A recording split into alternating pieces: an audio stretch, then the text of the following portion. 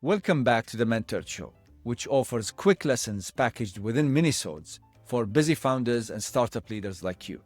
I'm Adel, and I'm being mentored live and unscripted by Ed, who's built, sold, turned around, and scaled startups all the way to the New York Stock Exchange. He's based in the US, a developed economy, and I'm based in Dubai, a hub within an emerging economy. And we compare notes.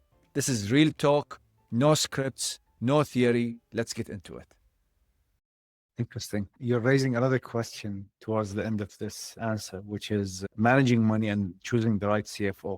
I've seen that many companies, many founders neglect finding the right CFO, and they end up hiring an accountant who wants to be a CFO. So I don't know what's the right formula of choosing a CFO when you say it's the CEO's best friend. What would that best friend be? I think it evolves over time. So if you're a startup, you want one set of qualifications. You can only afford a certain amount of qualification.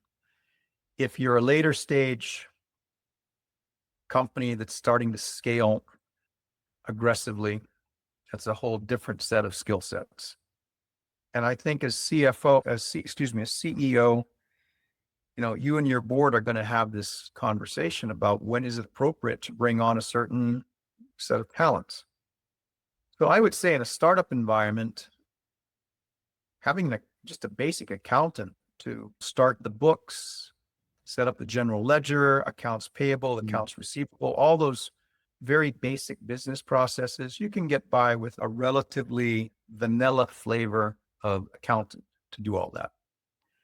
I wouldn't hire the cheapest, and I would certainly ask that accounting resource, how do you plan on setting up the general ledger? Tell me about how you're looking at accounts payable. Tell me how you're looking about accounts receivable. Because what you want to do in the early days is start to instill the discipline in a business that you think about. Let's use, for example, accounts receivable. How many days late is your AR? Because your AR is your lifeline. You're bringing in revenue. And if you've got customers that don't pay you in 30, 60, 90 days, well, guess what? You've got a risk now that those 90-day accounts may not pay you on time, ever, if ever. Same thing with accounts payable. If you now start stacking up 30, 60, 90-day worth of bills that you're not paying, that's a problem for your commercial reputation. But more importantly, you're establishing KPIs, key performance indicators. How fast are we collecting? How fast are we paying? If we pay in 30 days, do we get a discount for paying early? Do we even have terms? Some startups can't get terms. They have to pay, right when they order product or right when they order services.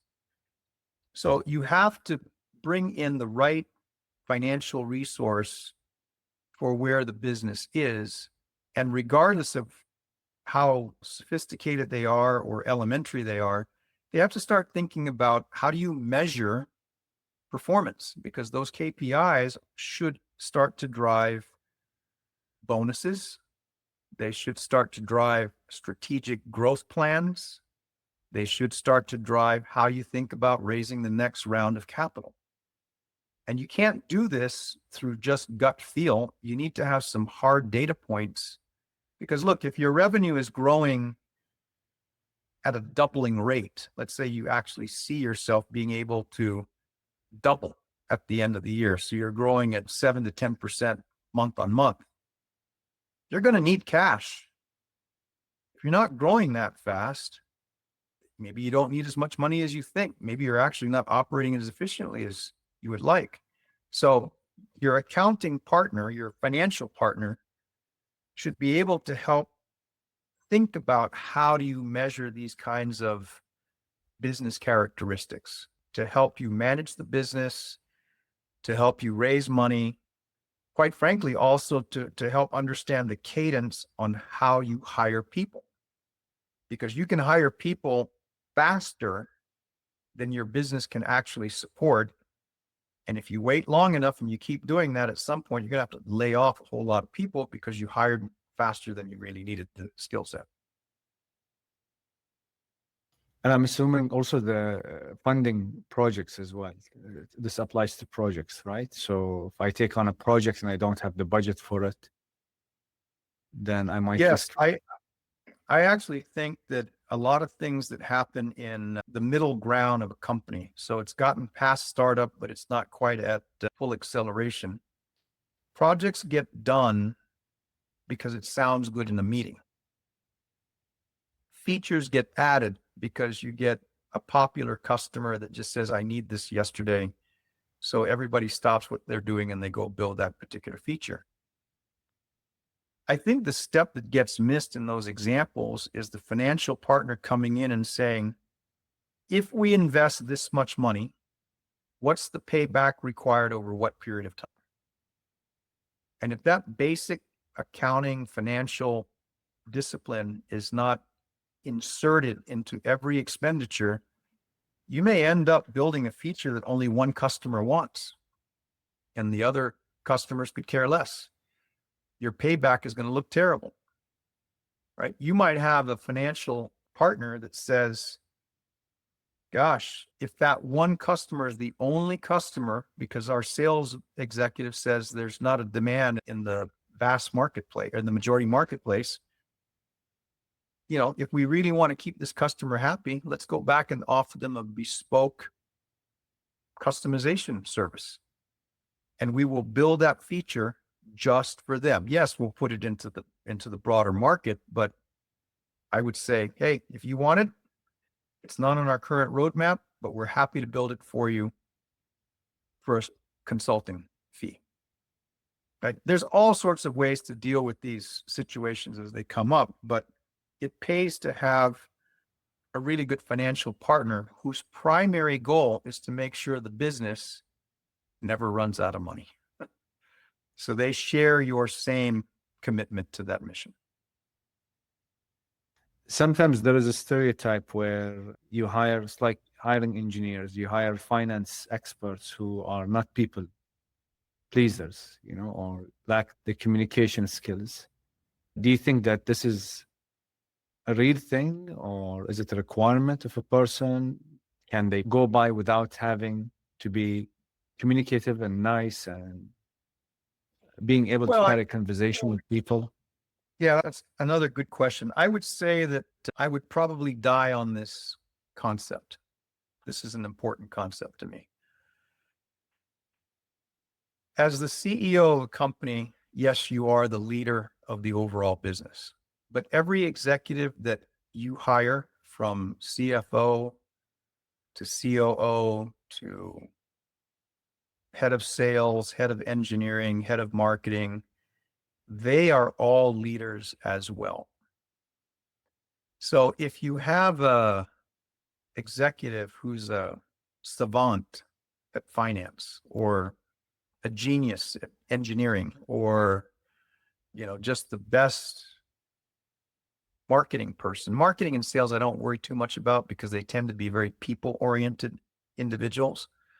But engineering and finance, certainly, I think if you hire someone that is, here in the US, we use the green eye shade comment. This is the old accountant that had a little cap that they wore when they went to work in their accounting job.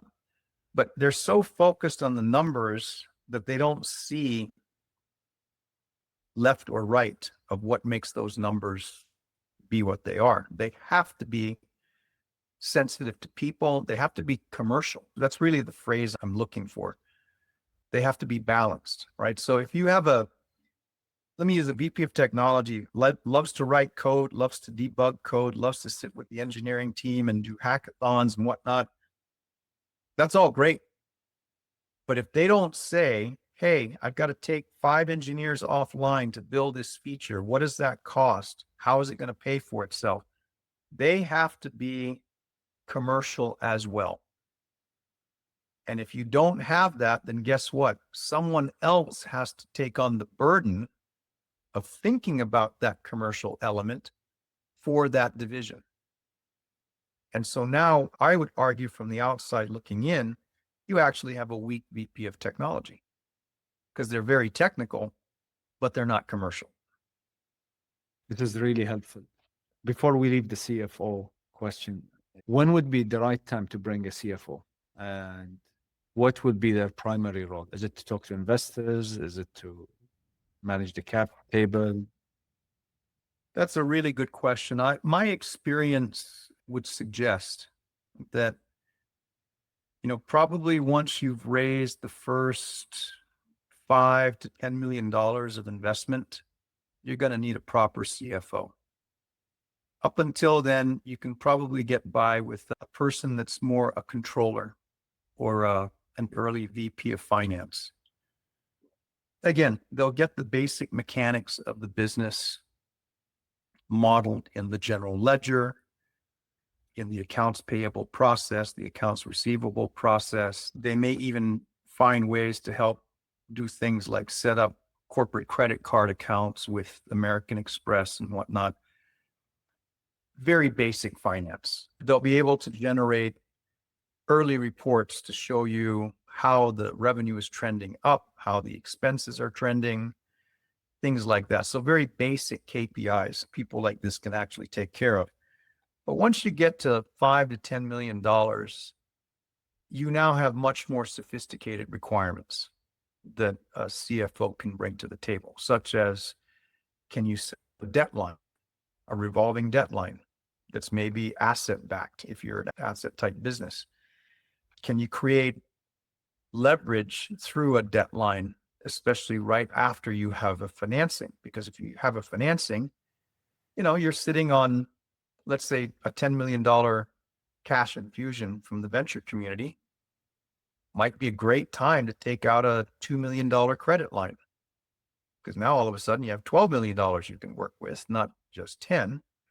Don't go out and spend the money all at once, but it creates flexibility, right? To be able to develop those types of instruments, and a sophisticated CFO can do that for you.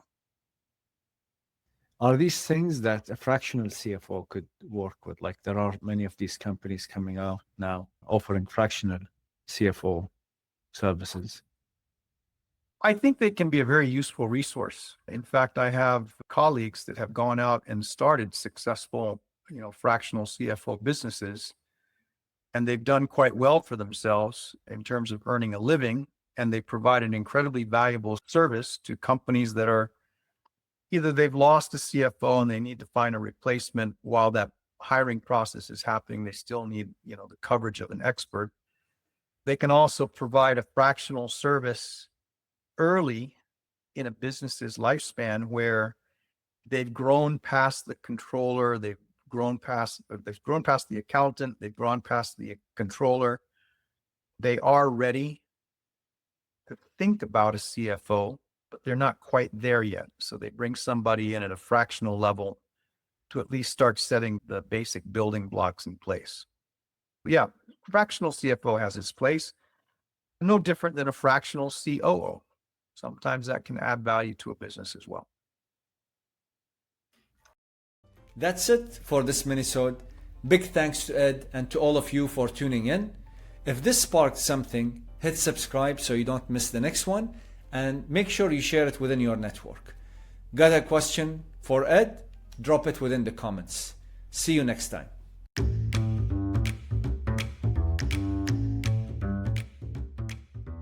Please note, the views and opinions expressed in this podcast are those of the host and guests and do not necessarily reflect the official policy or position of any affiliated organization. The content provided is for informational purposes only and should not be considered as professional advice. We encourage listeners to conduct their own research and consult with relevant professionals before making any business or career decisions.